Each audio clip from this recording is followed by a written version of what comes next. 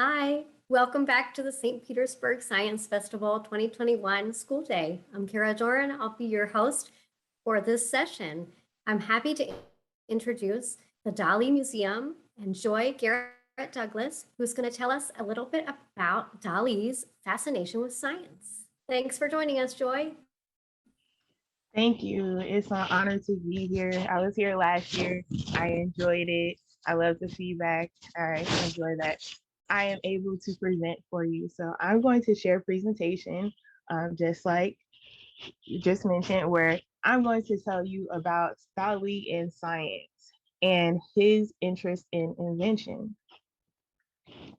So I'm from the Dalí Museum, and this is a small view of our museum, our Enigma, and we're located in St. Petersburg, Florida. I always like to start out with, what is a museum? Is often questioned. So briefly, a museum is a place where we store objects of historical, artistic, and scientific interest, and they're cared for and displayed here. And our museum is the Dalí Museum. Who is Salvador Dalí? Salvador Dalí. Here's a striking image of him. He was a Spanish artist, a pioneer of the 20th century avant-garde art. His birthday was May 11th, 1904. He was born May 11th, 1904, and he passed away in 1989. He was a painter, writer, filmmaker, sculptor, inventor, and a dreamer. And in the image, you can see him cooking up a dream, something for his next invention, his next work of art. And he was known for specifically his surreal art and his wonderful mustache.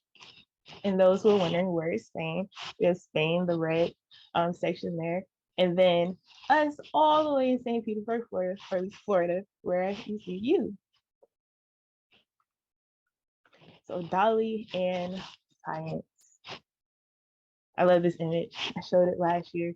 It's wonderful. It just gives you an idea of how Dali was an inventor, someone who's creative and imaginative, also kooky. When asked, Dali was asked, why such a great interest in science? Dali responded, because artists scarcely interest me at all. I believe that artists should have some notions of science in order to tread a different terrain, which is that of unity. You must understand science to go a different route and also expand and understand how you can be an artist. I love that philosophy. And here we have an example of Leonardo da Vinci and Salvador Dali's artwork. To the left, there is an image of Leonardo da Vinci's detail of a man using a perspectograph, which comes from the 1480. And Leonardo da Vinci lived in the 1400s, and he is infamously known for his paintings, sketches, and his inventions. He opened up the door for a lot of ideas. And the perspectograph is an instrument used to aid in drawing perspective, helped artists create their art more realistically to add dimension correctly. And to the right, we have Salvador Dali's illustration from a view, so detail also, view of the device in the 50 Secrets of Magic Craftsmanship, created in 1948, a book of craftsmanship ideas created by Dalí. And you can see his version is a little bit different, but it has that Dalí-esque quality of the sketching that looks almost similar to Leonardo da Vinci's, but the painting that Dalí, and that's Dalí because you can tell by his wonderful mustache, is painting is one of his future paintings. So it's wonderful. I love these sketches. And here's Dalí's favorite magazine, Scientific American. This issue is the automatic control. And the issue surprisingly was 50 cents back then, September 1952. Dalí loved this magazine and was inspired in many of his paintings. There is a reference to the magazine itself. Let's get a little bit into someone that we often hear about. I'm sure you learned about him in school, Albert Einstein. He was a German theoretical physicist, one of the most influential scientists of his time, best known for his theories of special relativity and general relativity, also known as the theory of relativity.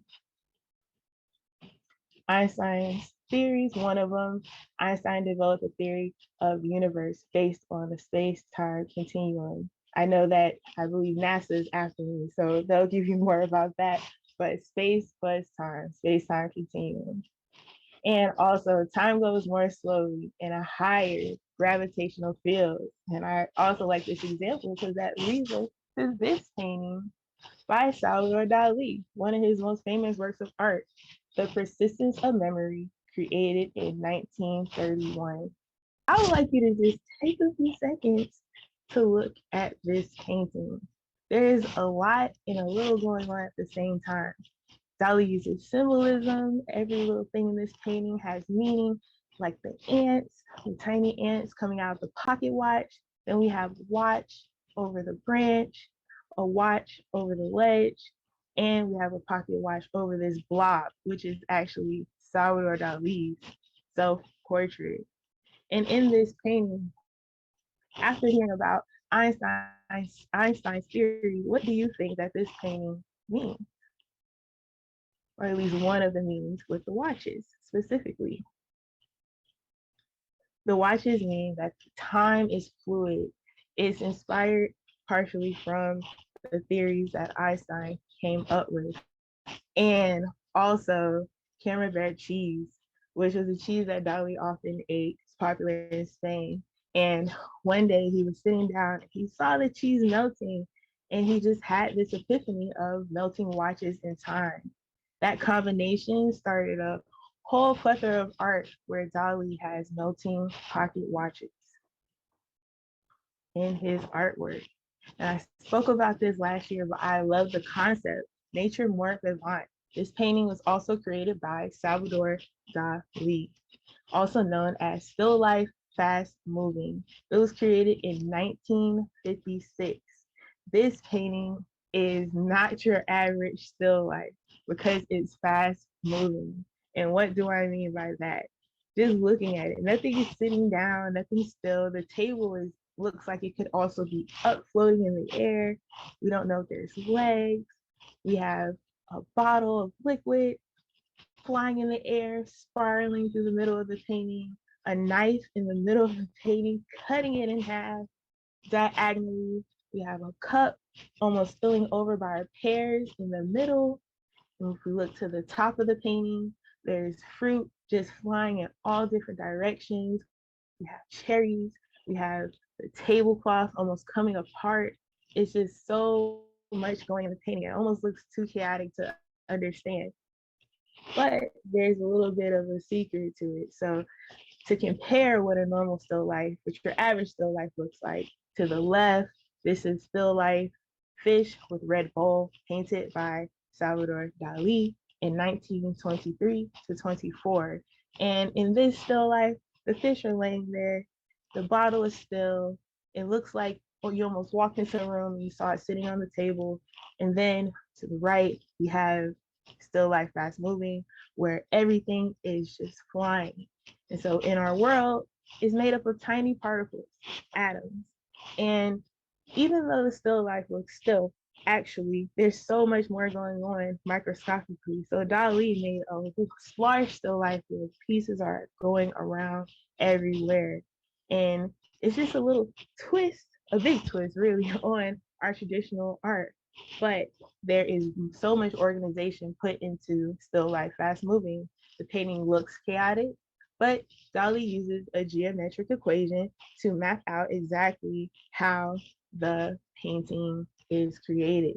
So here's the layout where the infamous knife is cutting through the painting, and it's almost exactly to the middle of the painting. If you folded it in half, the knife is exactly there, the edge of the blade. And then also we have the fruit lining up, and we have the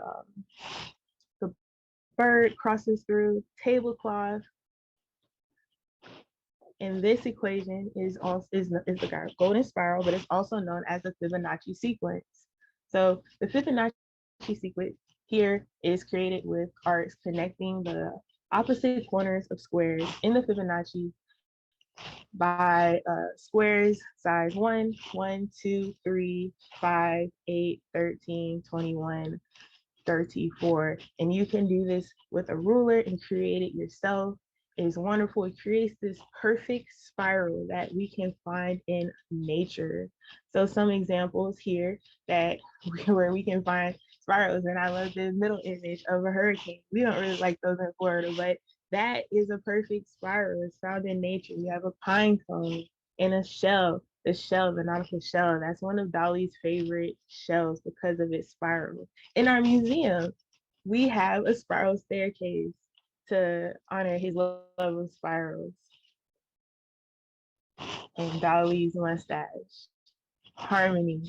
I love it. And then one of my favorite inventions by Salvador Dalí is has a bit of a complicated name. So it's the Avusapede. And Dalí demonstrated his invention, the Avusapede, in 1959. I haven't heard much of it in my artistic career, but I'm so glad that I was able to study it more for you guys.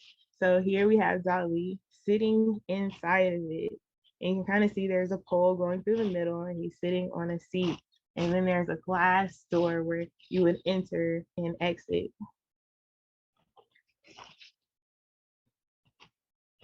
Once again, we have Leonardo da Vinci's artwork, one of his sketches. This is a detail, study of a fetus in the womb. And the fetus is a small baby inside of the fetus is a small fetus inside of the womb. And we're looking at like an inside view inside the mom's stomach. And here is Dalí. Also, as you can see, he's coming out of it. It's almost a similar image, the same. And once again, I love these outfits, the gold suit. But it represents an egg, just like a chicken in an egg and the baby in the egg, the womb. And so the Avusapede represents returning to memories of his mother's womb.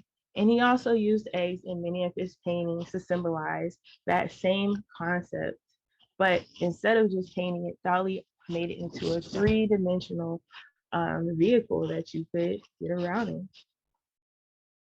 And here's just a fun picture of Dalí. This was a press release of the Avusapede, December 7th in 1959. And coming out of the Avusapede is a famous dancer, Josephine Baker, and she is posing with the Avusapede. And then to the left, the far left of the Avusapede, you have the engineer Lapara, who created the prototype for Dalí. He took his invention and his idea and made it reality. Very fun. So I know a few of you are interested in the fun project that I came up with, which is the surreal layer column. This project, you've probably done this in school before, but I added a little bit of a twist before, a twist to it. We have Dalí to the side again. And this project is an experiment with density, mass divided by volume, the density of the liquid. So lighter liquids like water or rubbing alcohol are less dense or have less stuff packed in them than heavier liquids like honey and corn syrup. So this whole layer is filled with so many different materials, but because of their density, they are separated. It's a very clean image. I did not create this example in the picture, but I think it's awesome. I love the colors. And it's also a great and you can have this there and also put flowers in it. Just a fun experiment that can also be a great work of art. So I have a really cool example, a short video of the liquid layer column, also the surreal layer column. It almost defies the laws of physics, but it's actually compliant to them. So here is my video, and please let me know if you cannot hear it. But before that, we have the different materials that are in the column. I'll start from the bottom with the most dense item, honey. I used honey in my experiment, maple syrup, light corn syrup, Dawn dish soap, and I made a little note, densities may vary from a brand to brand. So from this recommendation, Dawn dish soap was recommended. Milk, water, ice cubes, vegetable oil, baby oil, lamp oil with adult supervision, all of these, and rubbing alcohol. Do not consume at all. This is an experiment where you do it and do not eat it. So here's my video.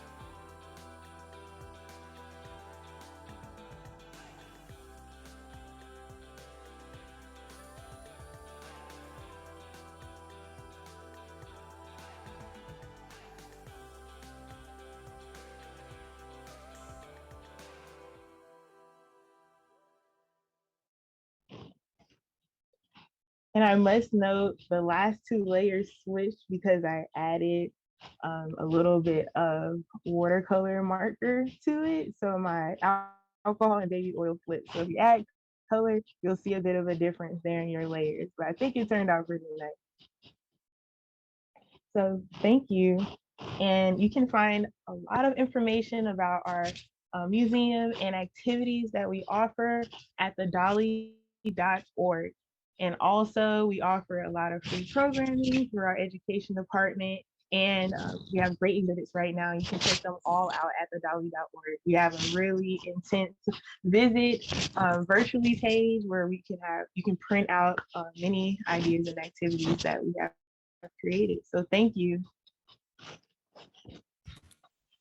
Thank you, Joy. Thanks for your presentation. That was so cool. I liked your Thank you. experiment. We do have a few questions in the chat, and if there are more, keep them coming in because we have a few minutes. Chase from Midtown has a couple different questions. He wants to know, what was Dalí's first piece of art? Ooh, his first piece of art. Well, I am not too sure of that, but at our museum, we have a room full of his early works of art that are impressionist paintings that are based off of your feelings and light and emotions with tinier brushstrokes that are different from the paintings you can see behind me that are very realistic, dreamlike paintings. So we have a catechese, self-portrait figures. We have so many different paintings at our museum that are his early works that he actually created around 14 years old, very young. So come and visit us, or you can go on our website and check a lot of his early works out. Thank you. Okay, here's another question from Chase. And maybe you know the answer, maybe not. Okay.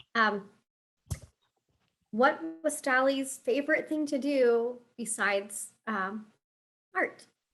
Well, Dolly actually, he had a nursemaid, Lucia, who would nurse him and take care of him during his summer stays and just during the year. And he would paint. He would paint and be with his nurse. So we have a few works of art at our museum that reflect that. But he loved to paint all the time. He had a studio and he would invent and experiment with different art forms. And he obviously likes science. That was cool. I did not Yes. know that. Okay, one more question from Sawyer from Midtown Academy. How many paintings did Dalí paint in his lifetime? Wow. Well, we have works of his in our museum. We have, I believe, over 2,000 that we own in our collection. And Dolly did not just create paintings; he created sketches. He could draw amazing drawings. But we have a lot of his paintings out, and then we also own prints of Salvador Dali, where it's a different process that's similar to that. Part of the printing process is also painting, but you make multiple copies just like you would with the printer, but the process is a little bit different. But he created um, sculptures, film. He also ventured in every part of art and performance that you can imagine. So his whole life he created art from when he first picked up a brush in his youth all the way until he passed away. Well, thank you so much, Joy, Thank you, Sawyer. Garrett-Douglas, and the Dalí Museum. Thanks for joining us today, and thank you, students, for joining us. And hopefully, I'll get to visit you at the Dalí Museum in St. Please Petersburg do. soon. We would love to see you all here. So thank you for having me. It's been a pleasure. And I hope I've inspired you, and I hope Dali has inspired you too to invent.